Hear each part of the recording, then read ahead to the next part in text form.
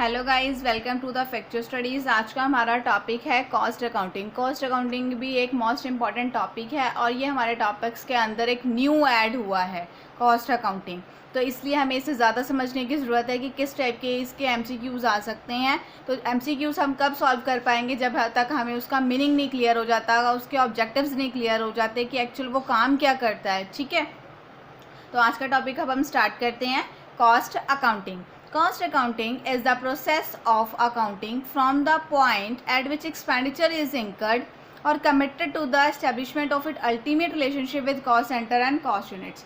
क्या कहता है कि कॉस्ट अकाउंटिंग एक प्रोसेस है अकाउंटिंग की ही। आपको पता है कि अकाउंटिंग कॉस्ट, अगर हम सिंपल मीनिंग में बोले तो कॉस्ट किसी चीज़ की कीमत जो हम पे कर, ठीक है, वो प्राइस है ना। तो कॉस्ट भी एक चीज़ की जो हम खर्चा पे कर रहे हैं या कीमत उसकी जो भी है। कीमत तो वैसे प्राइस होता है बट उसको पे तो करना ही पड़ता है ना हमें। तो कॉस्ट भी एक ऐसी ही चीज़ है। तो कॉस्ट किसी चीज़ की आप पूछते हैं ना कि इसकी कॉस्ट क्या है, मतलब उसका प्राइस क्या है, तो वही चीज़ है। कहते हैं जो भी हम एक्सपेंडिचर इंकर्ड कर रहे हैं, सबसे पहले तो वो ये बोल रहा है कि कॉस्ट अकाउंटिंग एक प्रोसेस है अकाउंटिंग की जिसमें जो भी एक्सपेंडिचर इंकर्ड हो रहा है वो उसका रिलेशनशिप बताता है अल्टीमेट की कॉस्ट सेंटर्स और कॉस्ट यूनिट के साथ क्या रिलेशनशिप है, उसको कैसे रिलेट करके बताता है, उसका रिलेशनशिप बताता है।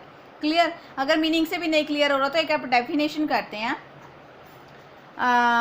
ठीक है, the classifying recording and appropriate allocation of the expenditure. देखो, क्लासीफाई करना, रिकॉर्डिंग करना एंड एप्रोप्रिएट एलोकेशन। एलोकेशन क्या होता है कि जब हम कुछ खर्चों को, कुछ कॉस्ट को बांट देते हैं, तो that is the allocation. Allocation of expenditure का एलोकेशन फॉर द किस लिए, for the determination of the cost of product and services. किस लिए? ताकि हम प्रोडक्ट एंड सर्विसेज की कॉस्ट जान सकें। Okay, the relation of this cost, relation में बता ही चुकी कि, और रिलेशन तो जानना ही जानना है एक particular cost centre and cost unit से। The relation of this cost, ठीक है, जो कॉस्ट का रिलेशन है वो to the sales value, the relation of this cost to the sales value and the ascertainment of profitability. क्या क्या जानते हैं हम कि जब हम मेन इसका जो कॉस्ट अकाउंटिंग की प्रोसेस है वो क्या चीज़ है? क्लासीफाई करना, रिकॉर्डिंग करना एंड एलोकेशन करना एक्सपेंडिचर की। किस लिए? ताकि हम कॉस्ट जान सकें प्रोडक्ट एंड सर्विसेज की। और इस जो कॉस्ट का रिलेशन है किसके through? To the sales value के लिए, और हम प्रॉफिटेबिलिटी जानने के लिए कि हमें एक पर्टिकुलर प्रोडक्ट पे कितना प्रॉफिट होगा, उसकी क्या सेलिंग प्राइस होगा। ओके, अच्छा, अभी हम स्टार्ट करते हैं। ये था हमारा मीनिंग का। अभी हम करते हैं कि objectives of cost accounting. Objectives क्या हैं कॉस्ट अकाउंटिंग के? ठीक है, हम क्यों करते हैं कॉस्ट अकाउंटिंग? फर्स्ट ऑब्जेक्टिव है कॉस्ट असर्टेनमेंट। कॉस्ट असर्टेनमेंट क्या होता है? Different industries different methods follow करती हैं फॉर द कॉस्ट असर्टेनमेंट। ठीक है, क्यों करती हैं? क्योंकि because diverse nature of the activities, मतलब जो उनका नेचर एक्टिविटीज़ का वो डाइवर्स होता है। सबका अलग अलग इंडस्ट्री है, अलग अलग टाइप्स की है, कोई बड़ी है कोई छोटी है ना। तो उस चीज़ की वो कॉस्ट को असर्टेन करती हैं डिफरेंट मेथड से। तो इसमें जो हमारा मेथड्स है, जनरली 2 मेथड्स फॉलो किए जाते हैं, जॉब कॉस्टिंग और प्रोसेस कॉस्टिंग। हमें सिर्फ इतना ध्यान रखना है, मेन डीपली में नहीं जाएंगे कि जॉब कॉस्टिंग होता क्या है, प्रोसेस कॉस्टिंग क्या होता है। ये 2 मेथड्स हैं जिसे हम फॉलो करते हैं कॉस्ट असर्टेनमेंट करने के लिए। ओके, नेक्स्ट ऑब्जेक्टिव है कॉस्ट कंट्रोल। आपको पता है कि हर चीज़ पे कंट्रोल होना ज़रूरी है। ठीक है, तो कॉस्ट कंट्रोल हमें क्या बोलता है कि जो भी हमारी कॉस्ट लगी है उस पर एक प्रॉपर कंट्रोल हो। ठीक है, अभी हम एक नया चैप्टर करेंगे बजटरी कंट्रोल। नेक्स्ट वीडियो मेरी बजटरी कंट्रोल पे ही होगी। तो बजटरी कंट्रोल क्या होता है? हम हर चीज़ का एक बजट बना लेते हैं कि इतना, मतलब बजट क्या होता है? एक एस्टीमेट लगाना। ठीक है, बजट हमेशा फॉर फ्यूचर के लिए बनाया जाता है, तो कॉस्ट कंट्रोल भी एक फॉर फ्यूचर के लिए ही है। ठीक है, तो बजटरी कंट्रोल में क्या हो गया कि हमने बजट बना लिया। बजट बनाने के बाद हम उसका जो एक्चुअल एक्सपेंसेस हुए हैं अगर उसको माइनस कर दे तो हमें पता चल जाता है कि हमारा कितना का हमने जो एस्टिमेट किया था और एक्चुअल में कितना का डिफरेंस आया है। तो हम वो चीज़ें कंट्रोल कर सकते हैं। ओके, नेक्स्ट है डिटर्मिनेशन ऑफ सेलिंग प्राइस। मैंने ये चीज़ तो पहले ही बता दी, यहाँ पे हमने डेफिनेशन में करी कि जो रिलेशन है कॉस्ट का वो सेल्स वैल्यू के थ्रू जो भी है, टू सेल्स वैल्यू के लिए और सर्टेनमेंट और प्रॉफिटेबिलिटी के लिए हम करते हैं कॉस्ट अकाउंटिंग। तो उसमें क्या है कि किस लिए करते हैं हम? सेलिंग प्राइस जानने के लिए, ताकि हम पहले ही कॉस्ट का हमें पता होगा कि कॉस्ट हमारी इतनी है, इस प्रोडक्ट की ये कॉस्ट बनती है, तो उसका सेलिंग प्राइस हम कितना रखें जिससे हम प्रॉफिट भी अपना अर्न कर सके। तो नेक्स्ट प्रॉफिट डिटर्मिनेशन ही है। तो cost plus pricing date is a profit. ठीक है, हम प्रॉफिट कर सकते हैं जितनी कॉस्ट है प्लस प्राइसिंग और मतलब अप प्राइसिंग, तो प्रॉफिट हम उसका डिसाइड कर सकते हैं। वो हमें ये हेल्पफुल भी होता है जानने के लिए।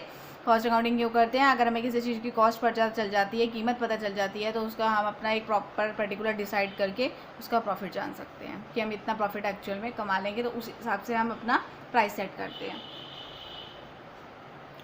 Facilitating preparation of financial statement, obvious है कि फाइनेंशियल स्टेटमेंट्स को प्रिपेयर करने के लिए ये हेल्पफुल है। ठीक है, कैसे हेल्पफुल है? हमें किसी चीज़ की कॉस्ट पता होगी, है ना, तो हम एक प्रॉपर अपना जो फाइनेंशियल में सारा बनता है, फाइनेंशियल स्टेटमेंट्स बनती हैं, कंपैरेटिव है और कॉमन साइज़ है, वो सारी हम उसको इसके हेल्प से प्रिपेयर करते हैं। तो ये ऑब्जेक्टिव है कॉस्ट अकाउंटिंग का कि कॉस्ट अकाउंटिंग हम इसलिए करते हैं, ये इसलिए हमारा ऑब्जेक्टिव है क्योंकि हम प्रिपरेशन कर सकते हैं फाइनेंशियल स्टेटमेंट की ईजिली। तो फाइनेंशियल स्टेटमेंट इसकी, क्योंकि हर कोई लिंक है, जर्नल लेजर से लिंक है, जर्नल बुक कीपिंग से रिलेटेड है, लेजर जर्नल से रिलेटेड है, ट्रायल बैलेंस लेजर से रिलेटेड है, तो ऐसे ऐसे एक पर्टिकुलर चेन बननी आ रही है। तो इसलिए फाइनेंशियल स्टेटमेंट्स को प्रिपेयर करने के लिए कॉस्ट अकाउंटिंग भी एक हमारा इम्पॉर्टेंट है।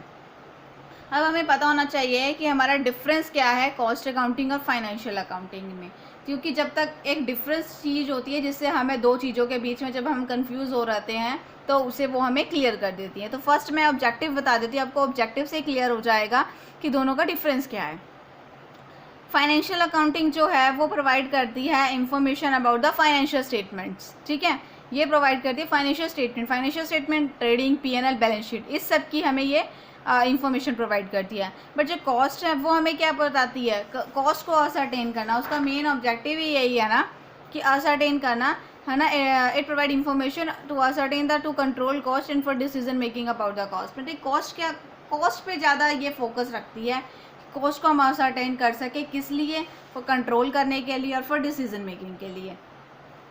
नेक्स्ट है रिकॉर्डिंग ऑफ डाटा। ये हिस्टोरिकल डाटा रिकॉर्ड्स करती है और ये हिस्टोरिकल प्रीडिटरमाइंड दोनों यूज़ करती है। हिस्टोरिकल डाटा होता है जो डेली वीकली जो भी हमारा डाटा चल रहा है, प्रीडिटरमाइंड डाटा होता है जो फ्यूचर से रिलेटेड जो डाटा होता है। तो ये दोनों रिकॉर्ड करती है कॉस्ट अकाउंटिंग, ये सिर्फ हिस्टोरिकल डाटा में डील करती है। Analysis of cost and profits, अगर आपको पता है फाइनेंशियल अकाउंटिंग हम करते हैं तो क्या शो करता है? वो प्रॉफिट और लॉस शो करता है। ये हमें क्या शो करता है कि ये बताता है, it provide details of the cost, cost की डिटेल्स बताता है। हर प्रॉफिट, जब कॉस्ट पता होगा तो प्रॉफिट सेट कर दिया जाएगा, तो प्रॉफिट बताता है हर प्रोडक्ट का, हर प्रोसेस का, हर जॉब का। ओके, नेक्स्ट है टाइम पीरियड। ये आपको पता है कि फॉर द एंड बनाई जाती है और कॉस्ट हमें जब रिक्वायर्ड है हम तब बना सकते हैं। ठीक है, एट रिपोर्ट एंड स्टेटमेंट, हम रिपोर्ट या कर सकते हैं या स्टेटमेंट्स प्रिपेयर कर सकते हैं व्हेन वी रिक्वायर्ड। ओके, चलो अभी ये डिफरेंस है, क्लियर हो गया फाइनेंशियल अकाउंटिंग और कॉस्ट अकाउंटिंग क्या क्या होती है। अब हम स्टार्ट करते हैं classification of cost. Classification of cost क्या है कि अलग अलग टाइप्स की कॉस्टेज है, अलग अलग ऑन द बेसिस पे हमें बांटी हुई हैं। तो देखो कैसे है क्लासिफिकेशन। सबसे पहले है ऑन द, मैं आपको जस्ट मीनिंग बता दूंगी सारे कॉस्ट का होता क्या एक टेबल के अंदर ही। On the basis of traceability, ठीक है। अब ट्रेसेबिलिटी के अकॉर्डिंग हमारी क्या कॉस्ट बांटी गई है? डायरेक्ट कॉस्ट और इनडायरेक्ट कॉस्ट। डायरेक्ट कॉस्ट साफ पता चल रही है जौन सी कॉस्ट किसी प्रोडक्ट से डायरेक्टली रिलेटेड है। ओके, अब लाइक जैसे हमने मैं अगर आपको बताऊं तो अभी लाइक हम डायरेक्ट एक्सपेंस अगर हम गिन लेते हैं तो डायरेक्ट एक्सपेंसेस हो गया जैसे कैरीज एंड कार्टेज, तो ये डायरेक्टली रिलेटेड है। हमने ट्रेडिंग में भी किए हैं कि ये हमारा डायरेक्ट एक्सपेंस है, तो date is a direct cost जो डायरेक्टली रिलेटेड है। इनडायरेक्ट कॉस्ट होगी रेंट, रेट्स, टैक्सेस, ये सब कुछ है इनडायरेक्ट, कि अगर हमने किया हो तो हम यहाँ पे इनडायरेक्ट कॉस्ट को गिन सकते हैं, क्योंकि रेंट एंड रेट टैक्सेस जो होते हैं वो फालतू का खर्चा है, इनडायरेक्टली रिलेटेड है, कोई भी ये नहीं है कि हमें ज़रूरी करना है, प्रोडक्ट से रिलेटेड है। ओके, तो डायरेक्ट और इनडायरेक्ट कॉस्ट अब आपको क्लियर है। अब है on the basis of controllability. On the basis of, ये हमारा सेकेंड पार्ट है। इसमें क्या है? कंट्रोलेबल कॉस्ट और अनकंट्रोलेबल। कोई बताने की, इतना डिटेल में बताने की ज़रूरत ही नहीं है कि कंट्रोलेबल और अनकंट्रोलेबल कॉस्ट में क्या है। कंट्रोलेबल कॉस्ट होगी जिसे हम कंट्रोल कर सकते हैं। ओके, ठीक है। अब कंट्रोलेबल कॉस्ट हो गई है, हमें लगता है कि ये खर्चा अगर ना भी करो तो चल जाएगा। Okay, date is a controllable cost. Uncontrollable है भी, जो तो चीज़ खर्चा होना ही होना है। अभी कोई प्रोडक्ट बनाया है तो उसका कैरेज एंड कार्टेज पे करके अगर आगे भेजना है तो वो भेजना ही है, वो अनकंट्रोलेबल कॉस्ट है, वो हम कुछ नहीं कर सकते, वो खर्चा होगा ही होगा। Okay, on the basis of behaviour, fix cost, variable और सेमी। अब मेरे को पता चल गया फिक्स, जो आउटपुट जितनी मर्जी भी बढ़े, ये हमारी जो टोटल फिक्स कॉस्ट है वो हमारी सेम रहेगी। ठीक है। वेरिएबल कॉस्ट क्या होती है? आउटपुट से ऐसे, ठीक है। वेरिएबल क्या होगी, आउटपुट से ऐसे, मतलब आउटपुट अगर बढ़ रहा है तो वेरिएबल कॉस्ट भी बढ़ी जा रही है। सेमी वेरिएबल क्या होती है, सेमी वेरिएबल से याद है कि आउटपुट के ऑपोजिट है, ठीक है, ऐसे ऐसे ऐसे, ये हमारी date is a semi variable cost, बढ़ रही है घट रही है बढ़ रही है, वो सेमी वेरिएबल है। वेरिएबल हो गई ऐसे वाले में, और फिक्स्ड हमारी फिक्स कॉस्ट है, ठीक है।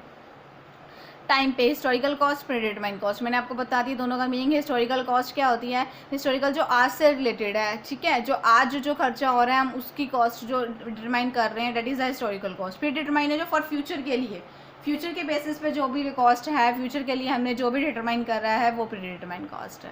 तो ये क्लासिफिकेशन थी cost on the basis of traceability, on the basis of controllability, on the basis of behaviour, on the basis of time. Okay, next topic आता है हमारा कॉस्ट ऑडिट। अब कॉस्ट ऑडिट में क्या है हमारा, कॉस्ट ऑडिट होता क्या, आपको ऑडिट से पता चल जाता है कि जांच पड़ताल, वेरिफिकेशन, ठीक है। ऑडिट का मीनिंग जब हमने पहले एक टॉपिक किया था ऑडिट से रिलेटेड ही, तो वो उसका मतलब क्या था, फाइनेंशियल ऑडिट किया था। फाइनेंशियल ऑडिट में क्या था, जो फाइनेंस, जो पैसों से रिलेटेड जो हमने ऑडिट किया था वो फाइनेंस ऑडिट था। ये कॉस्ट से रिलेटेड है तो कॉस्ट ऑडिट है। कॉस्ट ऑडिट में क्या है, मैं इसको जस्ट मीनिंग से बता देती हूँ। तो verification of the cost accounting records such as accuracy of the cost accounts. Verify करना, वेरीफाई कैसे करेंगे हम किसी चीज़ को, क्या है ना, जब भी हमारे पास कोई प्रूफ होता है तो वेरीफाई करना कॉस्ट अकाउंटिंग को, कॉस्ट अकाउंटिंग के रिकॉर्ड्स, और लाइक एक्यूरेसी, उसकी एक्यूरेसी है या नहीं प्रॉपर कॉस्ट अकाउंट्स की, कॉस्ट रिपोर्ट्स की, कॉस्ट स्टेटमेंट्स की, या जो भी हमने मेथड्स फॉलो किए हैं उसकी उसको वेरीफाई करना कॉस्ट अकाउंटिंग को, ठीक है। That is a cost audit. Examine this records to ensure that they adhere to the accounting principles, plans, procedure and objectives. जो अभी हमने कॉस्ट अकाउंटिंग करी है उसमें proper principles, concepts and conventions follow किए गए हैं या नहीं, गैप प्रिंसिपल्स फॉलो किए गए हैं या नहीं है, प्रॉपर प्लान, मतलब जो प्लान के अकॉर्डिंग सब कुछ किया गया है या नहीं, तो date is a cost audit. तो कॉस्ट ऑडिट क्या है, कॉस्ट का ऑडिट करना, date is a cost audit. अब इसके दो पर्पसेस होते हैं, प्रोटेक्टिव पर्पस और कंस्ट्रक्टिव पर्पस। प्रोटेक्टिव पर्पस होता है कि हम किसी कॉस्ट को बचाना चाह रहे हैं, ठीक है। लाइक प्रोटेक्टिव पर्पस हो गया कि जो अब नॉर्मल वेस्टेज हो रहा है, अब नॉर्मल लॉस हो रहा है, तो उससे बचाना, वो date is a cost audit, ठीक है। हम जो कॉस्ट ऑडिट कर रहे हैं उसका मेन पर्पस हमारा क्या है कि प्रोटेक्टिव पर्पस है, वो हमारा, हम उसको प्रोटेक्ट कर रहे हैं कि हमारी ये कॉस्ट ना हो। कंस्ट्रक्टिव पर्पस क्या होगा कॉस्ट ऑडिट का, कंस्ट्रक्टिव पर्पस होगा कि जो अब नॉर्मल वेस्टेज नहीं है, जो नॉर्मली हो रहे हैं, ठीक है, वो था अब नॉर्मल, ठीक है, जो नॉर्मली नहीं होते हैं, जो नॉर्मल है that is a constructive purpose है कि वो तो होना ही होना है। मेन पर्पस जो हमारा कॉस्ट ऑडिट का था वो दो पर्पसेस के लिए था, प्रोटेक्टिव और कंस्ट्रक्टिव। तो प्रोटेक्टिव का मीनिंग आपको मैंने बताया, जो नॉर्मल वेस्ट नहीं है, लॉस है, वेस्टेज है, ये सब कुछ होता ही रहता है, तो वो हम उसको रखने के लिए हम भी कॉस्ट ऑडिट करते हैं और कंस्ट्रक्टिव पर्पस के लिए भी करते हैं, ठीक है। तो ये हमारा टॉपिक हो गया हमारा कॉस्ट अकाउंटिंग का, ठीक है। अब ये हमारा न्यू टॉपिक था, मैंने आपको सारा मीनिंग और उसके अंदर जो भी ऑब्जेक्टिव्स थे, जो भी डिफरेंस था, ठीक है, उसकी classification of the cost audit, classification of the cost और कॉस्ट ऑडिट के पर्पसेस, तो सब मैंने आपको इसमें क्लियर कर दिया। अब ये वीडियो आपको पसंद आई हो तो इसे लाइक कीजिए, शेयर कीजिए, सब्सक्राइब कीजिए। Thanks for watching video.